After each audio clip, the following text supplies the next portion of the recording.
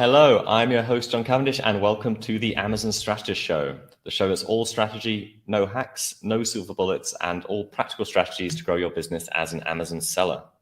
Today, our guest has over 10 years experience as an author and speaker and is the founder of The Source Approach, an e-commerce consultancy. He's also CEO of Referazon, which we'll dive into a bit later because I think that's super cool. He has appeared in Forbes, Entrepreneur, business journals, and he also shares his strategies on LinkedIn and Twitter regularly. So please go and follow him on all the socials, which will be in the link below and share at the end of here. So welcome to the Amazon Strategist Show, Tanner Rankin. Thanks for having me.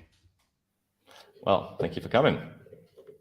So there's so much we can dive into. I know later we're going to go in and talk about influencer marketing, but first, can we go into Referazon a bit? Because I think it's super interesting.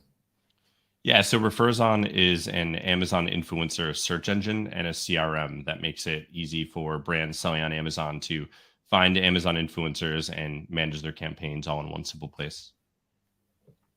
Cool. So I guess before we go into that, so influencer marketing, we'll remove a bit later about me saying we won't go straight into influencer marketing.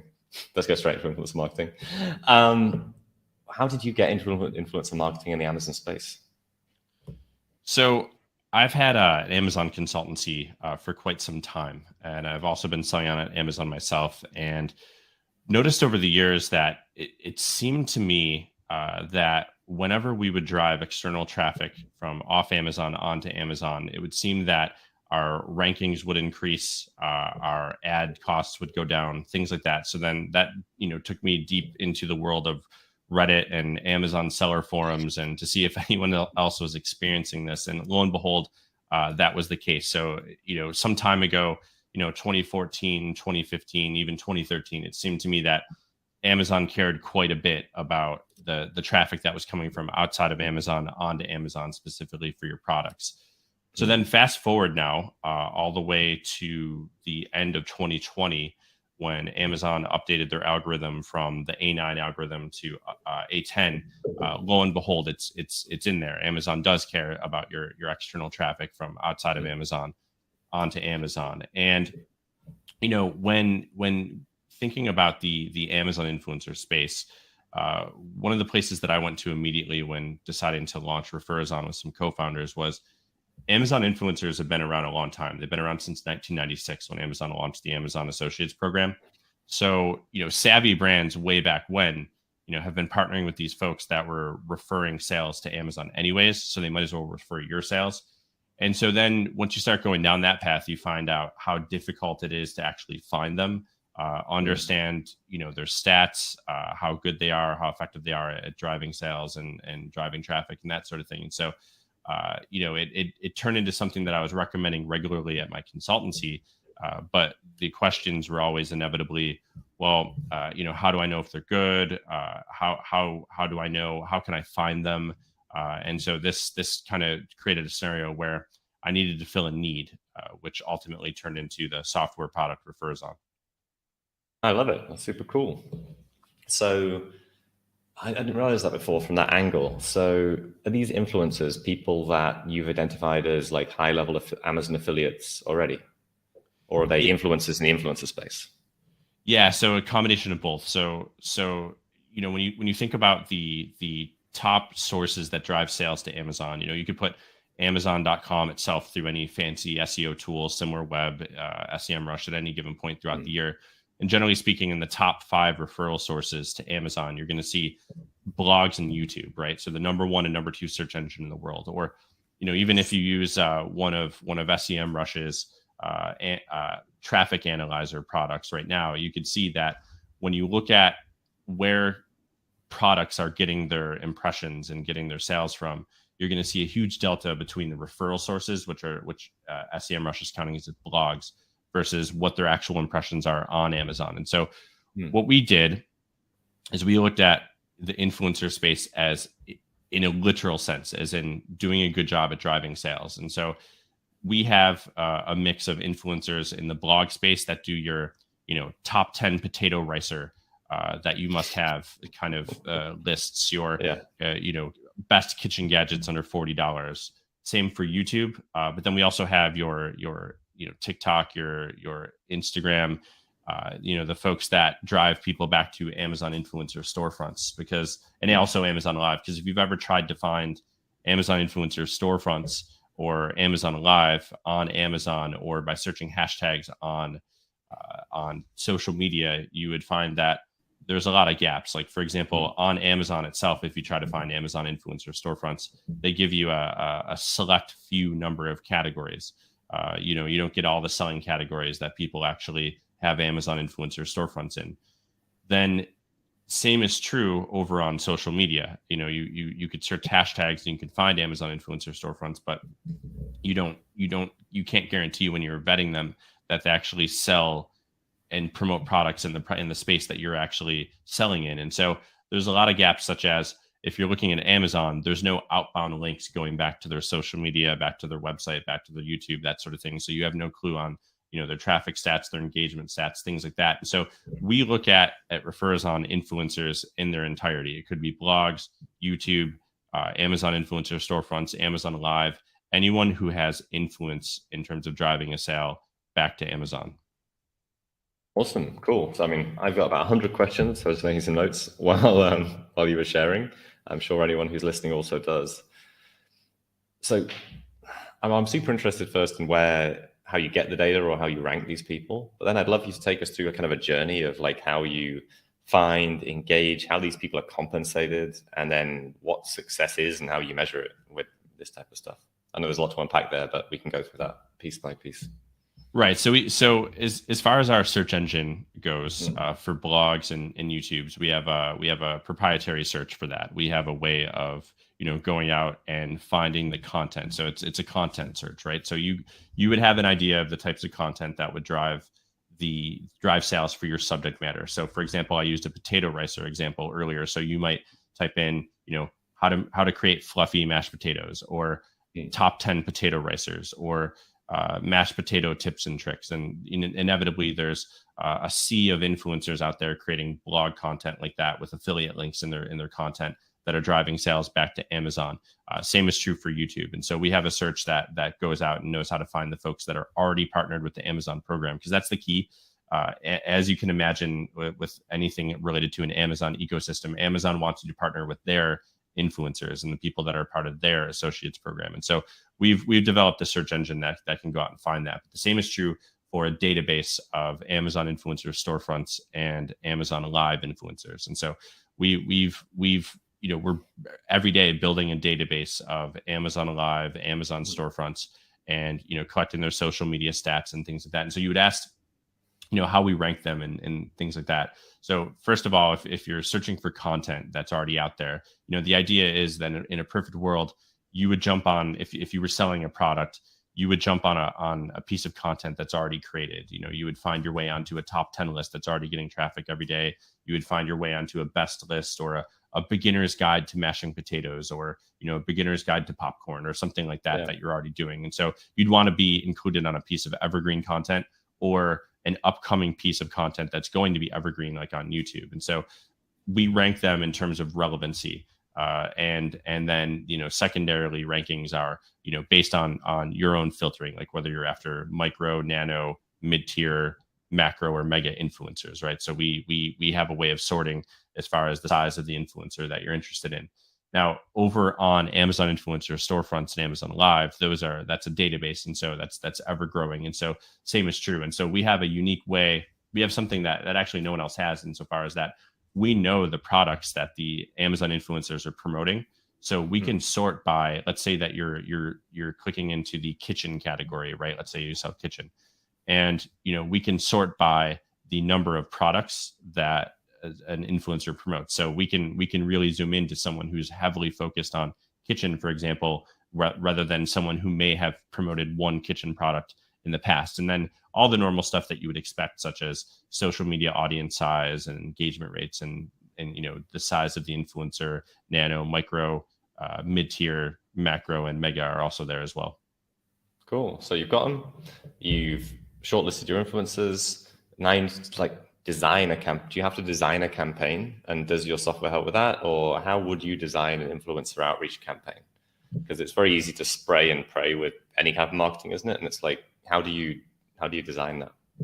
Yeah, so you're right. Like typical cold outreach converts people into the pipeline at about 1%, and the method that we've come up with and that we're doing over at Referazon converts at about 30% from cold outreach. And so inside of our software, you'll find a method that kind of follows the typical method that you would find that most of our audience listening right now probably is already using to build PR relationships for their brand, right? So you find the influencer, you follow them on social media, you engage with their content for a couple days, then you either send them a DM or an email, and we have templates inside of our software that we're using to get success in this space. And then it's kind of all about the follow up and the pitch. And you had asked a little bit earlier about measuring success and whatnot. And so when measuring success, there's really a few ways to go about it with the Amazon influencers. And so ultimately, at the end of the day, we all know Amazon. They treat them as the customers on Amazon as their customers.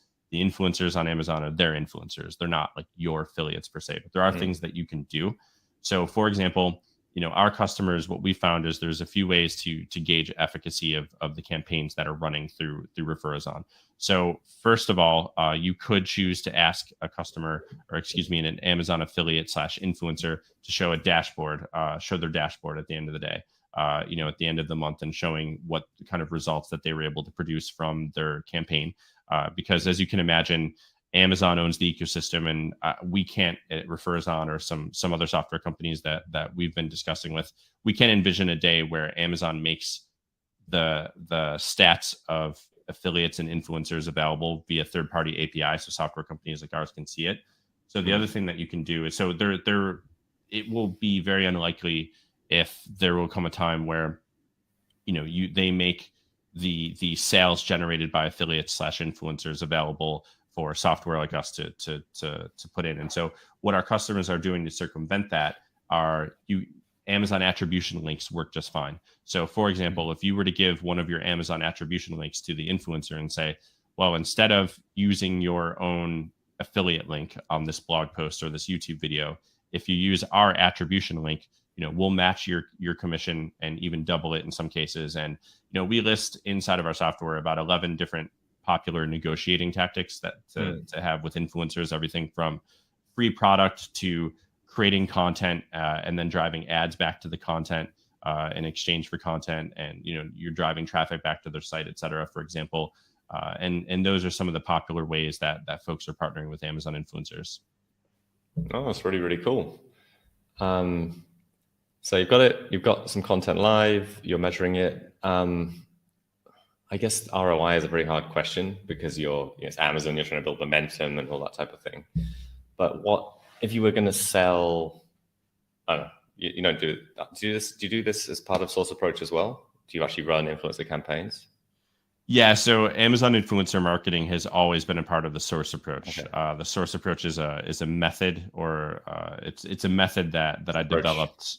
It's an actual approach that I developed a little over 10 years ago when I was COO of a children's first aid brand company. But it's always been a part of kind of sourcing the success streams of growing a brand in e-commerce. And Amazon influencer marketing has always been a part of that. So getting included on these top 10 lists, best lists, and then these opinion editorial style reviews have always been a piece of what's included in the Source Approach. And so back in the day, we would gauge things just overall sales, overall keyword rankings. Like you're going to be tracking your keyword rankings and one of the various tools that are out there to do that. And so it used to be somewhat nebulous before Amazon attribution, and nebulous only insofar as that you could see a clear direct path between your keyword rankings on Amazon and then your overall sales increase in terms of organic sales on Amazon. But as far as like a one-to-one relationship, what we used to do is we would partner with an influencer. We would see a general spike in sales. We would have a good relationship with said influencer. And then, that's when you start distributing promo codes. Like let's say that, Tanner's Kitchen blog, right? So you would have a promo code inside your Seller Central, Tanner10. And then you could kind of gauge efficacy based on how often that promo code was used. And then, if you were partnering with Tanner's Kitchen blog, you would give that out, say once a month or, once a quarter, whatever makes sense for your business. And then that would be one way to kind of track sales back to a specific influencer. But with kind of like how way back in the day, one of the SEO ranking factors was how many people's shopping lists you would find yourself on. When people would add you and to everyone the made the list. bots for that later. Yeah, and so what we're finding is there's a new version of that, which is idea lists on Amazon influencer storefronts. And so what we're seeing is that there's a correlation between keyword rankings on Amazon, and this also goes for ads, by the way. External traffic impacts the impressions you get on your ads, and even up to how much cost per click you're going to have to pay for those ads. So it's the search engine as a whole in terms of how they decide to display, whether it's organic results or also pay-per-click results. And what we're starting to find is that the more inclusions that you get on idea lists and Amazon influencer storefronts, that's having a direct impact on rankings, because we were talking about before tracking efficacy and Amazon attribution, and that works great for the external Amazon endeavors, like getting included on a YouTube video and having in the YouTube video description an Amazon attribution link back to your product, or perhaps getting included in a blog post. But you can't place Amazon attribution links on an Amazon influencer's storefront or on an Amazon influencer's live stream. And so your goal there ultimately is if let's say that you're partnering with an Amazon influencer on a performance-based model, then what you would need to do is you would need to ask the Amazon influencer to share their dashboard from their Amazon live stream or their Amazon influencer storefront. But again, at the same time, you're looking for coverage there, because there is a correlation between how many Amazon influencer storefronts you're seeing and your overall visibility on Amazon. Cool. Okay. So I guess that would be most helpful to our listeners would be at different stages. If you could give us a couple of examples, say like there's a starter. I would say a starter, not 0 to 25K a month, someone's scaling 25 to 50, 70K a month. And then past that point, past the $1 million point where you're really getting some momentum up. What kind of budget would you assign to an influencer marketing campaign compared to your entire marketing budget? Say someone's doing, starting out, what would you do when you're doing 25K plus? Say if you're spending 10 to 20% on marketing, how would you assign your influencer marketing around that budget? Well, for starters, what I would do is I would actually advocate for taking a page out of the Allbirds playbook. So if you remember back in the day, how Allbirds blew up is they went out and they partnered with a bunch of nano and micro influencers in exchange for either free product or advertising dollars back to the content. And so they would partner with people with content like, the internet is obsessing over this sneaker brand. Are they worth it? Right. And so they would get a bunch of these opinion editorial or advertorial style reviews. And what they would do is they would say, okay, here's a review for our product with a bombastic headline, like this kitchen gadget that changed my life, something like that. Right. And then they would do that in exchange for product. And then also saying that they would run ads to the content. So if you're just starting out on Amazon and you're really focused on bottom of the funnel, you want to drive sales. So what you want to do is you want to go out there and get included on content that is mostly considered opinion-based editorial review. And so it's just a glowing review of your product with a bombastic headline. Then what you do is you could partner with micro and nano influencers at a very, very low cost, if not free product, or in exchange for running ads to the content, things like that. Then, and you could also partner with them on a commission-based, performance-based as well. If they share their dashboard, or for example, if you convince them to use an Amazon attribution link, then you're just paying for performance. So paying for a piece of content isn't necessarily in the cards when you're just starting out. So you're primarily focused on nano and micro influencers. And then what you do is you basically, once you have a decent amount of this content, these opinion-based editorial reviews, the kitchen product that changed my life, then what you do is you go out and you leverage that through native advertising. So then you're getting the reach of partnering with a mega influencer, but you're working initially with a piece of content that came from a micro or a nano influencer. And so for anyone listening that isn't familiar with native advertising, that's just taking a blog post, for example, that you got included on, and in blasting it out or throughout the internet on categorical blogs and publications and media outlets, and it reshapes and sizes the piece of content to look as if it were native on the site that it was appearing on. And so you would do that on all the popular kitchen cooking, do-it-yourself cooking related sites and that sort of thing. And so now all of a sudden this micro or nano reach that you had now just turned into mega influencer reach. And now you're also pre-staging. One sec for that one, Tanner. Sorry. One sec for native. What native network would you recommend for that?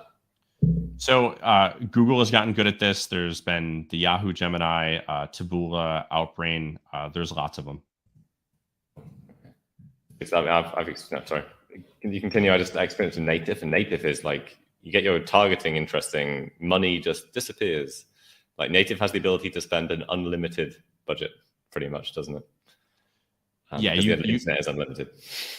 Yeah, you can kind of you can get mega influencer reach and beyond, quick, fast, and in a hurry with the native advertising. I love that. I love using that to get to mega influencers. That's super cool. I'd never heard of anyone do that before, so that's really cool. Sorry to interrupt. I thought it was super cool. Well, yeah, no worries. All I was saying was basically that once you have that out there, now you've achieved that mega influencer reach, and you've also pre-staged your customers, right? So now, if this kitchen gadget that changed my life, or if you take a page out of Allbirds, the internet is obsessing over this sneaker brand, and that they've got that content out there way before anyone who knew what Allbirds was, right? But now you've been pre-staged as a consumer to think, what am I missing out on? I need this product. And so therefore, then by the time you read a glowing review of it, you're clicking over to the Amazon product listing, and you're executing on a purchase because you've been taken from top of the funnel to bottom of the funnel all in one fell swoop. That's awesome. So at what level would you start spending on native, and what budgets would you give to native to push these smaller blog articles? So you can get a lot of reach for anywhere between $500 and $1,000 a month with native, like tons and tons. Now, so for these bloggers, you would generally go with a few different types of articles. What you want to do is you really want to craft your headlines ahead of time and suggest them to the influencers. You don't necessarily want to leave it up to chance. And so, something for small, $500, $1,000 a month, that would get you some significant reach, assuming that the categories that you've selected and the targeting you've done with inside the native Amazon, or excuse me, native advertising platform is all checked off. I love that. And I really liked your tip as well for working with micro influencers of just like running ads to their content in exchange for content. That's super cool. I never thought of that. And everyone's trying to grow their reach, aren't they? So you giving them ads is great. Yeah. Boost your content as well. Boost your reach at the same time. Powerful negotiating tactic. Love it. I have to check out some of the more other ones in your platform.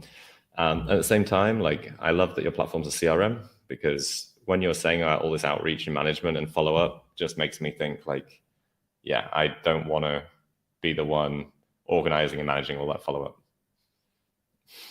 Tough to do on spreadsheets. Yeah, tough to do. Anyway, you talk to Viv, my EA. I am the least organized email person ever. Cool, love it. Anything else you want to share about Source Approach before we jump into the next section? Oh no. So ultimately, Source Approach is a method that I developed. So when I got into some of my successes in my early days on Amazon afforded me an opportunity as COO of a children's first aid brand. And essentially, when I arrived, there was a lot of challenges. We kind of tended to put things in silos where we were working with one agency for Amazon, another agency for SEO, another agency for pay-per-click. We had some virtual assistants, some freelancers, some internal employees, and everything was kind of scattershot, and there was no consistency or synergy. You would often find the CEO saying things like, "Oh, these are the wrong ads that we should be running," or "These are the wrong photos. These are the wrong benefits we're talking about. These are the wrong features." And this is well before you understood that you shouldn't really put all of your marketing efforts in silos. And so what I developed was a methodology that kind of sourced the subject matter expertise of the passionate enthusiast owner or management of the company, and then was able to distribute that out. So no matter if you're working with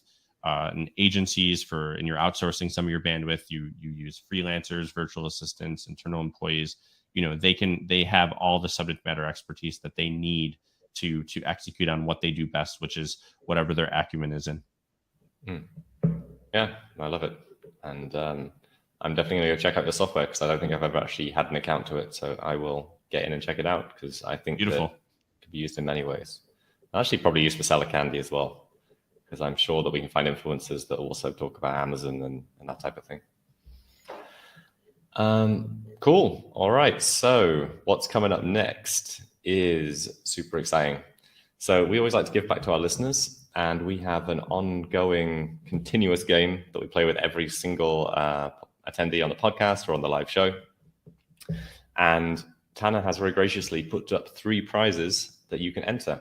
So if you want to enter for this, please click on the link below the show, head to the URL, which may or may not pop up on this screen, and enter, and you'll either be entered for this one or for all of the other going forward. There is events.sellercandy.com/AMZ-strategy.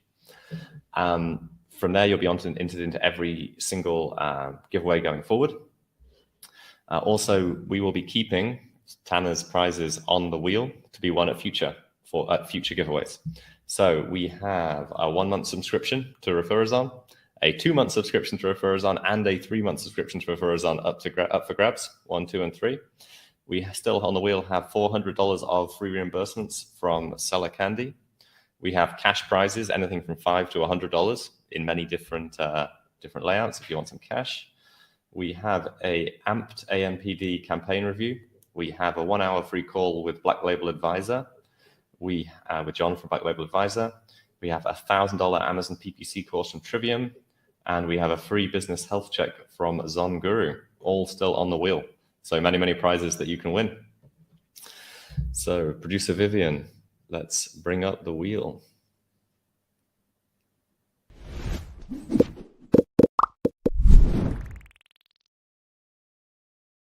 All right, so there's the wheel, music coming in a future episode. All right, okay, Tanner. So you are the master, you're the game master today. All you have to say is spin that wheel. Spin that wheel.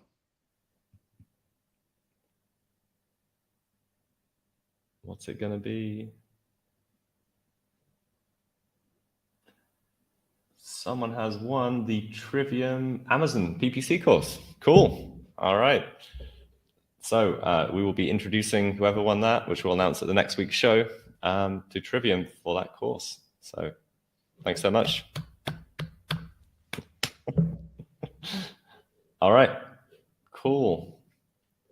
So game show over. And the link to the giveaway is below. If you want to enter for this one prize or the next one and all the ones going forward, please enter below. So now we move on to the final round, the rapid fire questions. Get ready. Some very difficult ones here. So the rules of the game are that you have 1-word answers and you have to answer within a couple of seconds. There's not really a rule on that one. All right. So rapid fire questions. Are you ready, Tanner? Yes. Okay. Question number 1. What is your favorite Amazon niche? Kitchen. If you could choose no pictures, yeah, you talk about kitchen a lot in this episode. If you could choose no pictures or no reviews, which would you pick? No reviews. Name a country that starts with the letter T. Tanzania. Which Amazon marketplace is the next opportunity? Next big Germany. opportunity? Germany. Pineapple on pizza, yes or no? No. Name something appealing about working from home. Everything. Agreed. YouTube Amazon influencer or live Amazon, or Amazon live influencer. YouTube. And final question, name something you'd hate to find swimming around in your bathtub. Spider. Nice. Congratulations, you passed. And I don't even know if spiders can swim. Can spiders swim? They can. They can? Oh no, that's very scary. I wish I didn't know that. No more baths for me. All right, well, just thank you so much, Tanner, for being on the Amazon Strategist Show. People want to connect with you, follow you. Where's the best place to stalk you on the internet? Best place would be over at the Source Approach at sourceapproach.com or Referazon, referazon.com, and all the social links can be found there. Perfect. Awesome. Well, I mean, thank you so much for spending your time with us, Tanner. It's been really, really cool to catch up and chat. I know it's been a while since we talked. And for all of our listeners out there, if you're looking for support with strategic influencers and influencer marketing, please do head to Referazon. And if you're looking for support with your Amazon business in the back end, dealing with all the stuff you hate doing with Amazon seller support, check out sellercandy.com. And we will see you at the next episode. Thank you so much for being here. Good morning, good night.